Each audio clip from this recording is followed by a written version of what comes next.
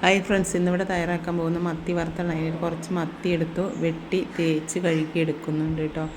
വെട്ടി ഇനി ഇതിനകത്തേക്ക് ഒരു അരപ്പ് ചേർക്കണം. അതിനായിട്ട് മഞ്ഞൾ, വെളുത്തുള്ളി, ചെറിയുള്ളി, പച്ചമുളക്, ഇഞ്ചി, കുരുമുളക്, പെരിഞ്ചീരകം, പുളിയുടെ ഇല. ഇത് കണ്ടത് വാളംപുളിയുടെ ഇലയാണ് കേട്ടോ. നമുക്ക് ഈ മസാലകളെല്ലാം ഒന്ന് മിക്സിൻ്റെ ജാറിലിട്ടൊന്ന് അരച്ചെടുക്കാൻ മുളകും പൊടി ഉപ്പും ചേർത്ത് കൊടുക്കുന്നുണ്ട് കേട്ടോ. ഇനി കുറച്ച് വെള്ളം ഒഴിച്ച് നല്ലപോലെ പേസ്റ്റ് രൂപത്തിൽ അരച്ച് മീനിൽ തിരുമ്മി കൊടുക്കുന്നുണ്ട്.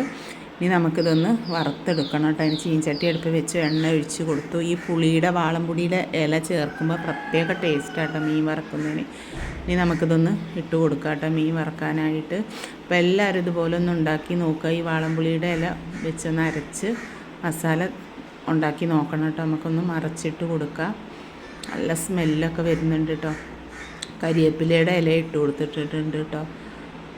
അപ്പോൾ നമ്മൾ ഈ മസാല ഒന്ന് തയ്യാറാക്കിയിട്ട് മീൻ വറുത്ത് നോക്കുക. നല്ല ടേസ്റ്റാണ്.